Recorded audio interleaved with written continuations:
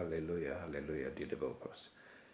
პირდაპირ ეთერს ვაპირებდი, სხვადასხვა მიზეზთა გამო მომიწია შეწყვეტა, ამიტომ ჩავწერ და ისე დავდებ Facebook-ზე.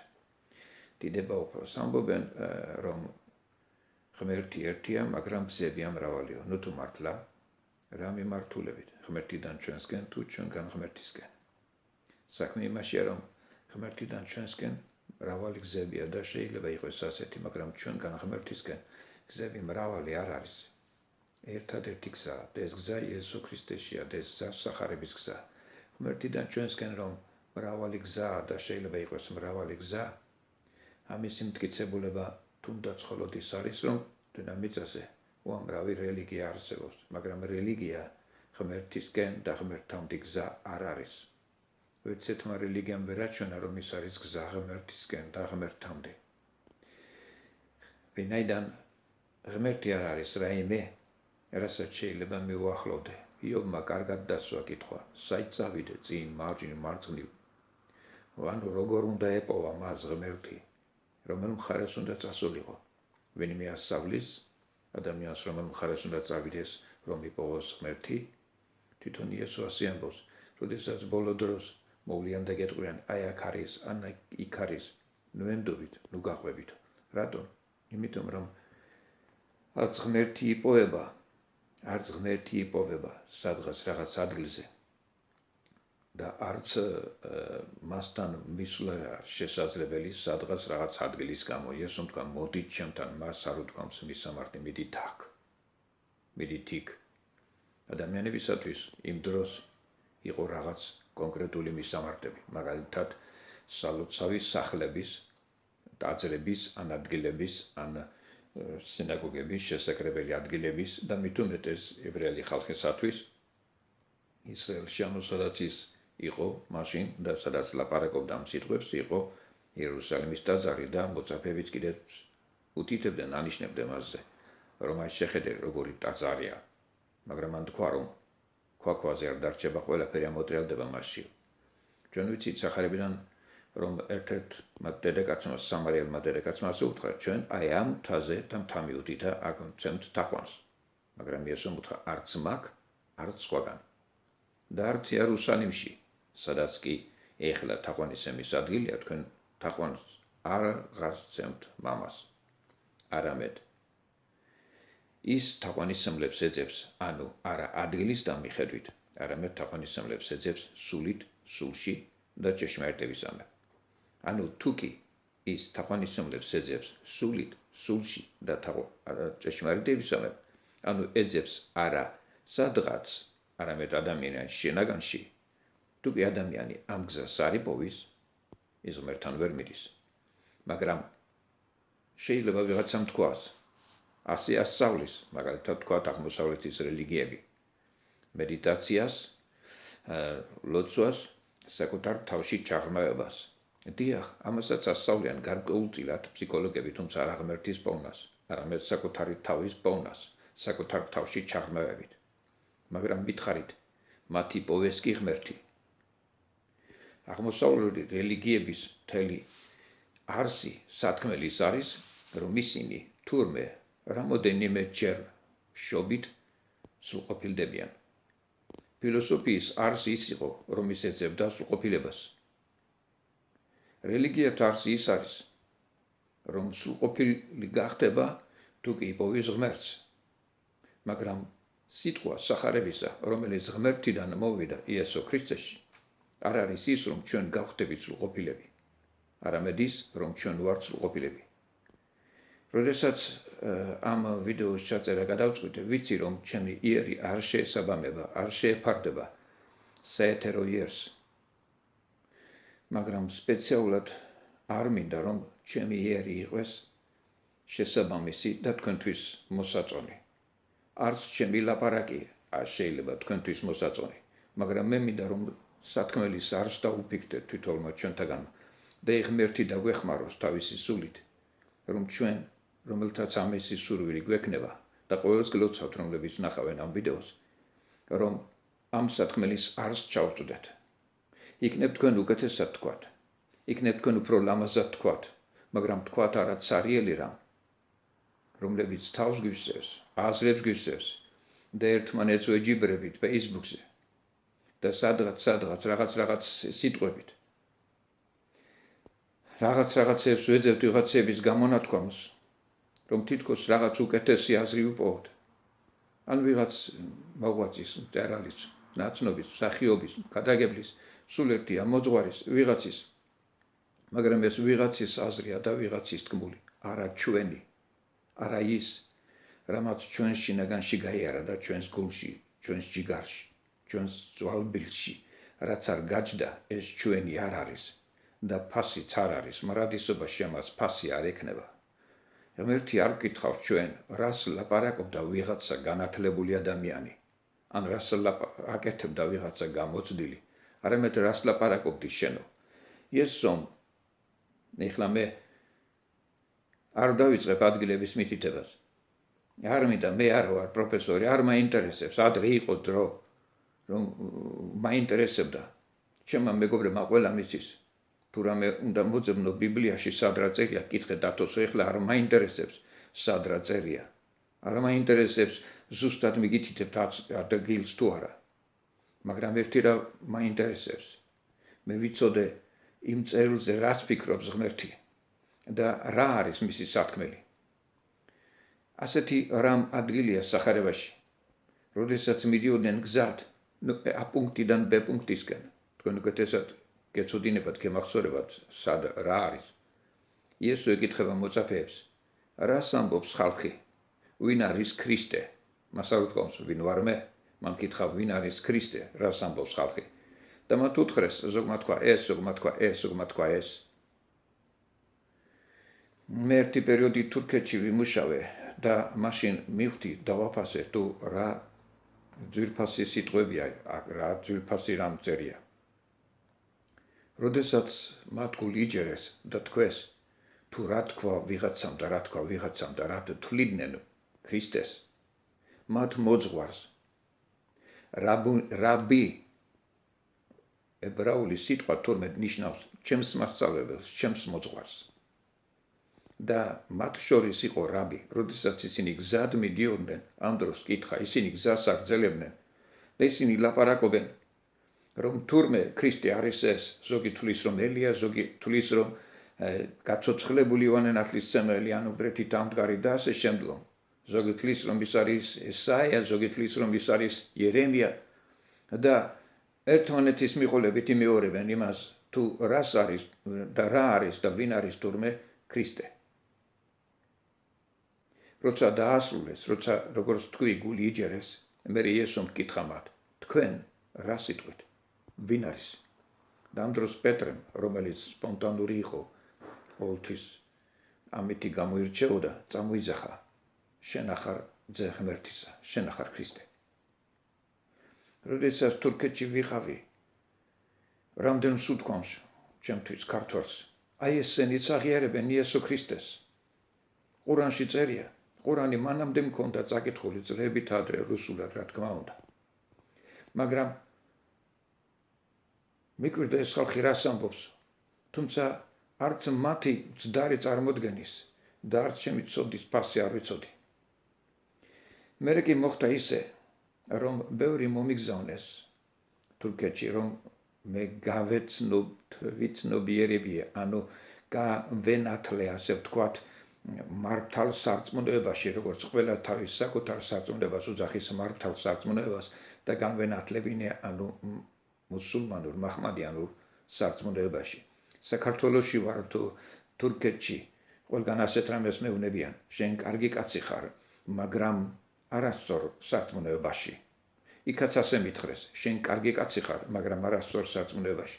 თუ მე კარგი კაცი ვარ, რითა ვარ კარგი კაცი, არავის უკითხავს. მე ისეთივე ვარ, როგორც სხვა ყველა დანარჩენი და იქნება ყველაზე ცუდი. მე კი გეტყვით, დედამიწაზე თუ ვინმე ცუდი ადამიანი გინახიათ, ესეთი მე ვარ. მაგრამ მე ჩემთა თავად. მაგრამ მე ქრისტეში და ქრისტე ჩემში ეს სულ სხვა. მე თუ რაიმე კარგი ვარ და თუ რაიმე კარგს ვინმე ხედავს, ეს ჩემით არა. ეს ჩემი უფლის და ჩვენი უფლის, თქვენი უფლის, იესო ქრისტეს დამსახურება, თქვენი უფლის, იმიტომ ამბობ, რომ მან თქვენ გიყიდათ, თქვენთვის ფასი გადაიხადა. ამიტომ წინასწარ ვამბობ, ვინმე მიიღეთ თუ არა ის უფლად, ეგ თქვენი საქმეა.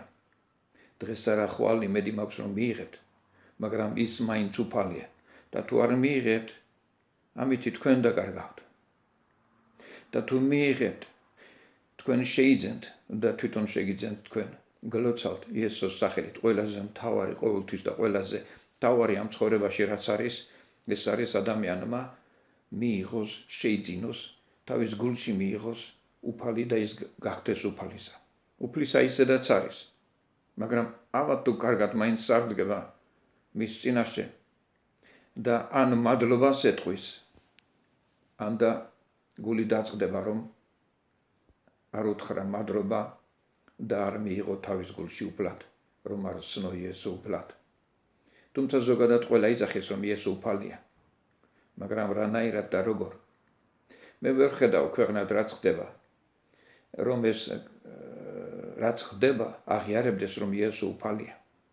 ადამიანები თვითონ წყვეტენ და თვითონ უწყვეტენ, ვისაც რა სურს, სახელმწიფო დონეზე, პარტიულ დონეზე, რელიგიურ დონეზე, ადამიანურ დონეზე, ოჯახურ დონეზე, თვითონ უწყვეტენ. ვისთვის რა და როგორ, რა ჯობია. ბრალს დებენ, ადანაშაულებენ, განზიან, განიკითხავენ, ასამართლებენ, არ კითხულობენ მიზეზს და წარმომავლობას, შედეგისა და ფაქტისა რაც ხდება. მაგალითად სიტყვაზე, ეგერ ომია, საომარი კონფლიქტი, ერთი მხარე ამბობს, რომ ეს არის საომარი კონფლიქტი, მეორე მხარე ამბობს, რომ ეს ომია, დასინაბლეში მართლაც ომია. მაგრამ ან ერთ მხარეს დგას ვიღაცა და მეორეს საერთოდ ჯოჯოხეთს უსურვებს, ვიღაცა მეტყვის რა არ ეკუთვნისო, ეკუთვნის. ვინ გითხრა რომ არ ეკუთვნის, ეკუთვნის და უფრო მეტიც. უფრო მეტიც, თუმცა იმათზე მეტი მე მეკუთვნის. ცუდი და ჯოჯოხეთი. ვიღაცა პარტიულ რაღაც და რაღაც დაჯგუფების მხარეს უსურვებს, ცუდს, ბოროტს და ჯოჯოხეთს. არ ეკუთვნის, რომ გითხავს, ეკუთვნის უფრო მეტიც. უფრო მეტიც, რასაც ადამიანი კი მოიფიქრავს, სატანჯოლს და ცუდს და საწყევას, ეკუთვნის, უფრო მეტიც, მაგრამ იმაზე მეტი მეც. ანუ იმაზე მეტი და უფრო მეტი მე მეკუთვნის. ვინაიდან შენ ხომ მე არ მიცნობ, არ იცი როგორი ვარ. იქნებ მე იმ ყველაზე საზიზღარზე უარესი ვარ და მე ვიცი რომ ვარ უარესი. მაგრამ მე მეკუთვნის უფრო მეტიც. ვიღაცა რელიგიურ მხარეს რას არ უძახის და რას არ უსურვებს. არ ეკუთვნისო, ამასაც მკითხავს ვიღაცა, ეკუთვნის უფრო მეტიც. უფრო მეტიც ჩვენ ვერ წარმოვიდგენთ, რამდენად ცუდს იზრახავენ ადამიანები. რელიგიური, პარტიული, პოლიტიკური და სხვა სტიმულატორით, რომელიც მათი ემოციის სტიმულატორია. როგორც მაგალითად, პრივატიზაციის გამო ძმას ნაჯახით ჩაარტყა თავში. და ეს ყველაფერი საქართველოში. ძმას გახსოვთ ბნელი პერიოდები. უშუქობის, პრივატიზაციის და ასე შემდგომ. ძმას ნაჯახით ჩაარტყა თავში. დღეს ნაკლები ხდება ალბათ. არ ხდება ჩაცხრილვა. ჩვენ ვამბობთ, რომ ჩვენ ქრისტიანული ქვეყანა ვართ. ასევეა უამრავი ქრისტიანული და მაჰმადიანული. მაგალითად მაჰმადიანული. ჩვენ გონია ბევრს, რომ ისინი აღიარებენ იესოს. და როცა იქ ვიყავი, კარგად დავინახე ამ დიალოგის მნიშვნელობა, რაც გაიმართა იესოსა და მოწაფეებს შორის. ჯერ მან კითხა, რას ამბობს ხალხიო, ვინ არისო მესია? როგორიაო, ანუ რა არის, რაც წარმოადგენს იგი? და მათ უთხრეს აზრი სხვადასხვადი.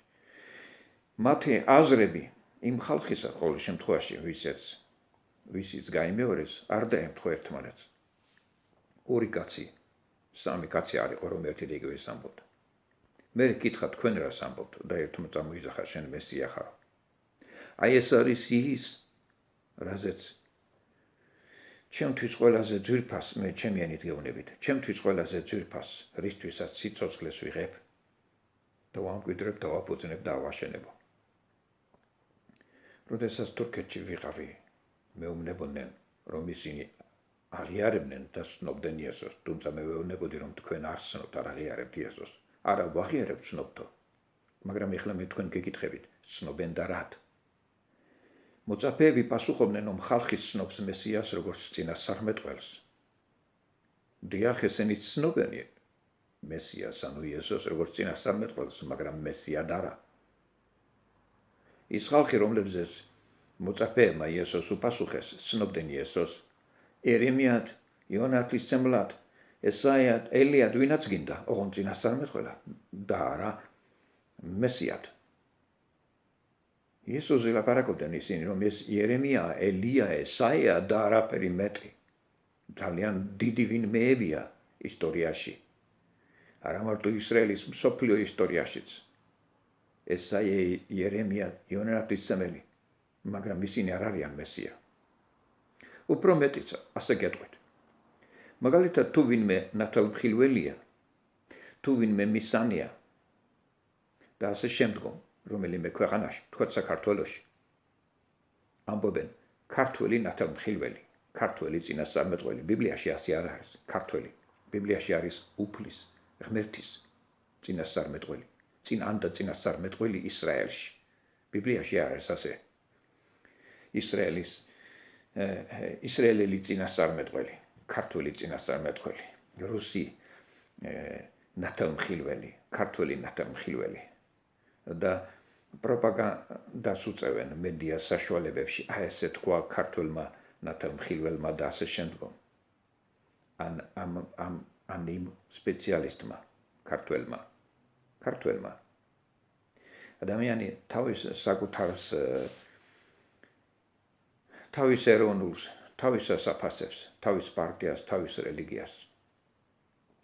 ღმერთის გზებია, რომ ეს ყველაფერი რომ ადამიანს დაანახოს, რა ადამიანი, რა ხდება ქვეყნად, რა მის გულში და რა ღმერთი, ვინ არის ღმერთი. სხვადასხვა გზებით აჩვენებს მათ, ამიტომ არის უამრავი რელიგია. თუმცა ყველაფერი არ არის სწორი. უფრო სწორად, არც ერთი რელიგია არაა სწორი, არც ქრისტიანული რელიგია არაა სწორი. თუ კი იგი ადამიანს არ მიახვედრებს, არ უთითებს, არ ეუბნება ყველაზე მთავარს. და რა არის ადამიანისთვის ყველაზე მთავარი? ვამბობ, რითაც დავიწყე და რის გამოც დავიწყე და რაც სათაურშია. მრავალი გზები და ერთი ღმერთი, რომელი ღმერთი, რომელმაც თავისი ძეს გამოგზავნა, იმიტომ რომ ასე შეგვიყვარა, ის ღმერთი ერთია. რომელსაც თავისი ძე არ გამოგზავნია, ის ღმერთი არაა, რომლებზეც ჩვენ ვამბობთ და უნდა ვთქვათ. ღმერთი და მამა უფლისა ჩვენისა იესო ქრისტესი, ანუ ღმერთი იესო ქრისტესი და მამა იესო ქრისტესი, ღმერთი ჩვენი და მამა ჩვენი, ზეციერი მამა. თუ ის არის ის, რომელმაც შეგვიყვარა და თავისი ძე გამოგზავნა, მაშინ ის ღმერთი ერთია. დედაც ერთია, მამაც ერთია, სამშობლოც ერთია, მაგრამ ყველას თავისი დედა ყავს, ყველას თავისი მამა, ყველას თავისი სამშობლო. მე 4 დედმამიშვილისა ვარ. ჩემი მეუღლეც ასე. მაგრამ ამ 4-დან ჩვენ ერთი დედა და ერთი მამა. ჩემს დედმამიშვილებთან ერთს ერთი დედა და ერთი მამა ყავს. მაგრამ ჩემი მეუღლის დედა და მამა, ჩემი დედა და მამა ასევე ეძახი, პატივსცემ, მაგრამ როგორ ამბობ თქვენ, ბიოლოგიური. აი ეს ამ შემთხვევაში მე შემიძლია ვთქვა, რომ ეს ბიოლოგიური დედა და მამაა და ეს არა. სხვა შემთხვევაში მე კი მწვენია, როდესაც ლაპარაკობენ ბიოლოგიური დედა და მამა. რას ნიშნავს ბიოლოგიური დედა და მამა? დედა და მამაა. თუნდაც შემთხვევით დაორსულდა, ასე ვთქვათ. არაფერი არ ხდება შემთხვევით, მაგრამ თუნდაც შემთხვევით დაორსულდა და იგი 9 თვე რომ ატარებდა, იგი ბიოლოგიურად ატარებდა. რას ნიშნავს ბიოლოგიურად? ჩვენ ყველანი მთელი არსებით ვცნობთ ამ დარვინის მაიმუნურ თეორიას. მე გამოვდივარ და ვამბობთ, რომ ქრისტიანები ვართ. ბიოლოგიურად 9 თვე ასეთი შობით, ამგვარად, ადამიანურად, რომელ ცხოველს, ფრინველს, თევზს ქვეწარმავალს აქვს, გარდა ადამიანისა, რომელს არავის, არცეც, არაფერს, არაფერი ამ დაგვარს არ გადის. თქვენ ჩემზე უფრო იცით, როგორ იბადებიან ცხოველები, როგორ არის მათი ეს პროცესი და შემდგომი და როგორ არის ადამიანისა. მაგალითად ასეთ რამეს გეტყვით. სპეციალისტებიდან დადგენილია, რომ ნებისმიერი ცხოველის პატარა, ის ლეკვია თუ რაც არ უნდა იყოს, ნებისმიერი ცხოველის ნაშიერი დაწყებით ეტაპზე, როცა დაიბადება, ჭკუაში ჯობნისად ბავშვს, ადამიანის შვილს ნაშიერს ასე ვიტყვი ამ შემთხვევაში. მაგრამ ეს მხოლოდ დაწყებით ეტაპზე. მერე კი ძლავრი ნაბიჯებით მიდის ადამიანის ტვინი, ბავშვის ტვინი, ადამიანის ნაშიერის ტვინი და იზრდება და ჭკუაში ბევრად ჯობნის ცხოველისას, ნებისმიერის, თუმცა დასაწყისში ისინი ჯობიან, როცა დაიბადებიან. ეს ცხოვრებაში პირობების გამო ასეა საჭირო და ასე ხდება. ისინი არ ვითარდებიან იმაზე მეტად, რაც არიან და მათ არ იციან იმაზე მეტი, რაც იციან.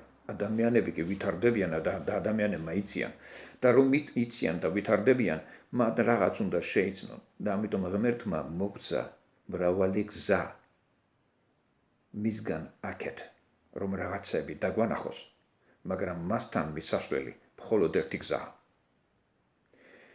ჩემი დედა და მამა რომ იყვეს ცოცხალი, ანდა ჩემი დედისა და მამის საფლავზე თუ ავედი, მე დავითირებ და ვიტყვი, ჩემო ტკბილო ძვირფასო მშობლებო, მადლობა რომ თქვენ ყავდით მე. მაგრამ მე იქ გვერდზე სხვათა სასაფლაოებსაც ჩაული, მაგრამ მე მათ ვერ ვეტყვი, ჩემო მშობლებო. თუმცა შეიძლება ჩემი სანათესაოც იყოს იქ და ზოგადად ყველა გარდაცვლილი ქართველი ჩემი წინაპარია, მაგრამ მე მათ ვერ ვეტყვი, ჩემო დედა და მამა. ვინაიდან მე ის არ მიცნობს, მე მას ვერ ვცნობ, ისინი არ არიან ჩემი დედა და მამა. იესუმ თქვა, მე ვარ გზა. მეტმა ვინმე თქვა, მუჰამედმა თქვა, ბუდამ თქვა, ვინ თქვა? მოსემ თქვა? იოანე ღვთისმსხმელმა თქვა, ელიამ თქვა, იერემიამ თქვა, ნიუტონმა თქვა, აინშტაინმა თქვა? თუ რომელმა პრეზიდენტმა თუ ყოფილმა თქვა, მე ვარო გზა. თავს ვაკლავთ ლიდერებისთვის და რა ვიცი ვწირავთ ვისთვის არა და რისთვის არა. იმაზე მეტი, რაც იესუმ გააკეთა, ვინმემ გააკეთა, არა. და მან რა თქვა, მე ვარ გზა, რომლისთვისაც ვერავინ მივა მამასთან. მას არ უთქვამს ვერავინ მივა ღმერთთან, ღმერთთან ყველა წარდგება ნებით უნებლიე. მაგრამ მან თქვა, მე ვარ გზა, რომლისთვისაც ვერავინ მივა მამასთან. ვისაც ახსოვს კომუნისტური ყოფა, ემახსოვრება, თუ როგორ ტრაბახობდნენ კომუნისტური ხელმძღვანელები, როდესაც ძაღლი ან ადამიანი გაუშვეს კოსმოსში და ამბობდნენ. აი, კოსმოსში ავედით და სად არისო ღმერთი. დაბლიდან როცა აიხედავ, ალვის ხე ცას წვდება. ცათამბჯენებს ეძახიან ნიუ-იორკულ მაღლივ შენობებს, კორპუსებს. ცას წვდებაო. ბაბილონშიც როცა გოდოლს აშენებდნენ, ბიბლიურ სიუჟეტზე ვლაპარაკობ. ცას მიუწვდინოთო კოშკიო, ასე ფიქრობდნენ, ასე ოცნებობდნენ. დაბლიდან როცა უცხერი, ყველაფერი მაღალი ჩანს. გეგონება რომ ცას მხაჭნის, მაგრამ თუ ზემოდან დახედავ, ნახავ რომ ის რომელიც თითქოს ცას მხაჭნის, ყველაზე მაღალი მთა დედამიწაზე კი ნახამდა 9 კილომეტრია, 8 კილომეტრი ნახევარი ხომ არის. ხო და ცას არ ფხაჭნის.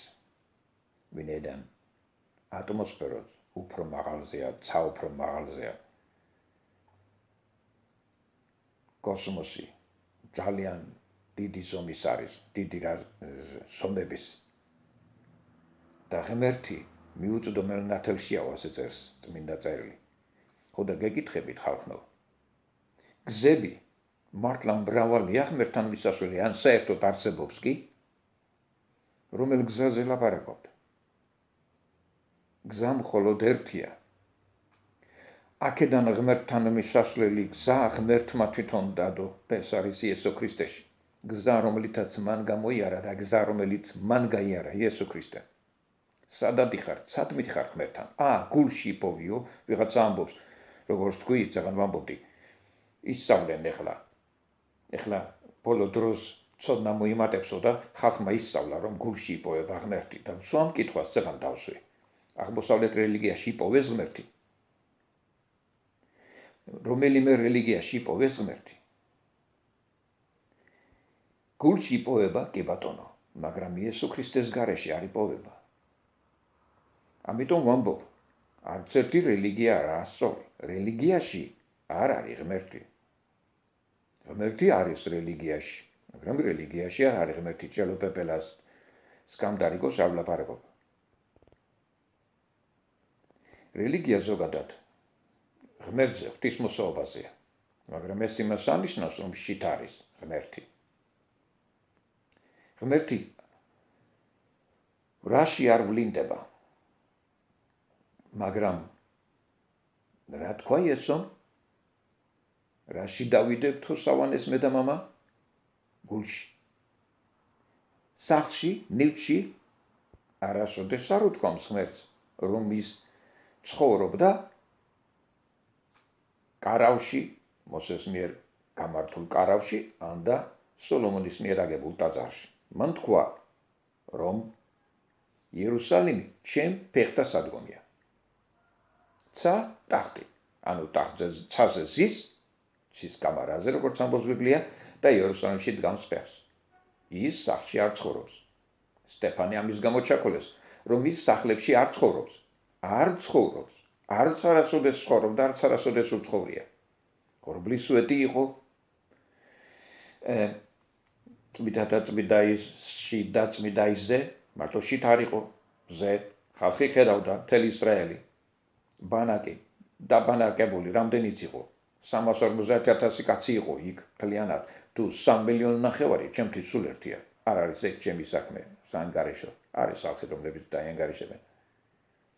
კარგია თუ არა. მე ერთი რამ ვიცი. 350 მილიონი იყოს თუ გინდა. ყველასთვის დასანახად უნდა ყოფილიყო სვეტი.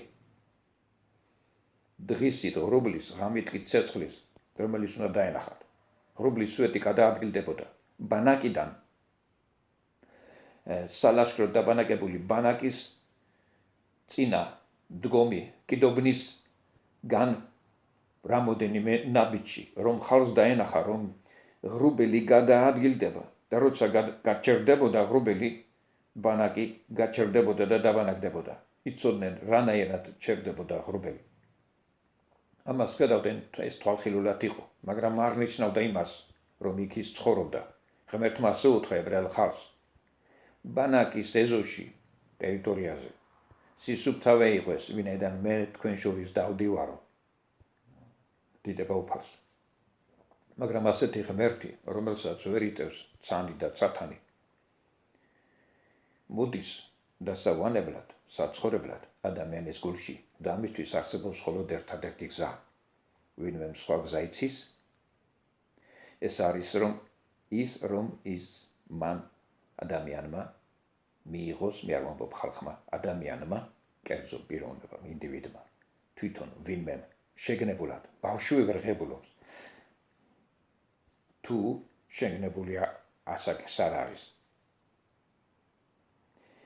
თუ მან არ მიიღო გულში იგი უფლად. თუ არ დაიბადა გულში არა. მე რა, შენ უნდა გაზარდო? არა. ჩვენ ვამბობთ, რომ პატივს სცემთ უფლის დედას მარიამს და ვამბობთ, რომ ჩვენს გულში უნდა დაიბადოს იესო. როგორ, ძვირფასო ადამიანო? ჩვენ თუ პატივს ვცემთ, მაშინ პატივი მიაუღოთ ბოლომდე. მან შვა გაზარდა, უყურა და უყურა მის სიკვდილსაც. და მისი ხელახლა დაბადება და სიკვდილის გამცდა ეს მისთვის არ არის. მეც არ ვიტყვი. ხოლო თუკი ჩვენ გვინდა ამ დაგვარი რაღაც აღმოსავლურის მაგვარი ფილოსოფია, რომ ჩვენ დავიბადოთ, ვიცხოვროთ და განვიცადოთ სიკვდილი, ამ დაგვარი რამ არ არის. ჩვენი სული უნდა იშვას ხელახლა, მაგრამ ამას ჩვენი განცდით არ გავდივართ. ისევე როგორც ადამიანურ დაბადებას ადამიანის საკუთარი განცდა არ გადის. აბა მითხარით, რომელმა განიცადეთ დაბადება თქვენი მაპატიეთ და ბიოლოგიური მშობლიდან დაბადება როგორ განიცადეთ, რომელს გახსოვთ? არცეც არავის, ასევე სულიერადაც. მაგრამ ჩვენი ცხოვრება განიცადა იესო ქრისტემ და თავის თავზე აიღო. თუ ეს გზა არ მივიღეთ, თუ სახარების ეს გზა არ ვსანით, სხვა გზა არ არსებობს. იესო მოკდა ჯვარზე უკვე იმ ადამიანის მაგიარადაც კი, რომელიც ჯერ არ დაბადებულა. და იესო მკვდრეთით აღდგა იმ ადამიანის მაგიარადაც, რომელიც ჯერ არ დაბადებულა, დაიბადება, დადგება დრო და ირწმუნებს იესო ქრისტეს და მიიღებს მას და სნობს უფლად და ეტყვის, მაპატიეთ ჩემი ცოდვები. გახდი შენ ჩემი უფალი, მიწინამძღვრე ცხოვრებაში, მიწინამძღვრე მარადისობის გზაზე. მადლობა, რომ შენ შემარიგე უფალთან, ღმერთთან. ჩვენ შეგვარიგა. ღმერთი კი არ გვენდუროდა, ჩვენ ვენდუროდით მას, ჩვენ გავეკეცით მას. დაბადება შესაქმეს წიგნი. როგორ იწყებს ამ ისტორიას? ღმერთი დაემალა თუ ადამიანი? მაშინ ღმერთმა, როცა ადამიანი დაემალა, ღმერთმა უხმო ადამს სად ახარ? მას მერე ყოველთვის ასე ისმის. შეხედეთ, მას მეტი არას ამბობს. რას ამბობს ხალხი? სად არის ღმერთი? სად არის მთავრობა? სად არის ხელმძღვანელი? სად არის უფროსი? სად არის მშობელი? სად არის დირექტორი? სად არის? ანუ იმეორებს ჯერ დემონურ ძალთა, მერე კი ადამიანს ედემისეულ საყვედურებს. ანუ ვითომ ღმერთი არასწორად განაგებს სამყაროს. ღმერთი სამყაროს თავიდანვე სწორად განაგებდა, ყველაფერი სწორად ჩაიფიქრა, ყველაფერი სწორად ახასრულა და საბოლოოდაც დამტკიცდება, რომ ის სწორად განაგებს სამყაროს. და ეს ღმერთი არის ერთი და ერთადერთი და როგორ გითხრათ, აი ეს ცხოვრებად, ამ დედამიწაზე, რომელიც ვის რამდენად სათანადოდ შესაფერისად მიაჩნია, არ ვიცი, იქნებ სამყაროს სადღაც უმნიშვნელო და უფასური კუთხე კუნჭული გონია დედამიწა, მაგრამ ზუსტად აი ეს აირჩია ღმერთმა, აქ დავანებულიყო მისი სული ადამიანში, აქ შობილიყო იესო, აქ მოვლენილიყო მისი ძე და ეს შეეყვარებინა. ნებისმიერი, აი თუნდაც დედამიწის, ადამიანურად რო ვთქვა, დედამიწის ნებისმიერი კუთხე იმით არის ძვირფასი. არა იმით, თუ რამდენად ფასეული ადგილია სხვა მხრივ და მნიშვნელოვანი და ლამაზი და წიაღისეული და ასე შემდგომ. ან ტექნოლოგიური რაღაცით, მიღწევებით თუ პროგრესით, ცივილიზაციით, არამედ იმით, თუ რამდენად ძვირფასი, შენი ძვირფასი ადამიანი არის, ცხოვრობს და მოღვაწეობს იქ. ასე გლოცავთ უფალი იესოს სახელით.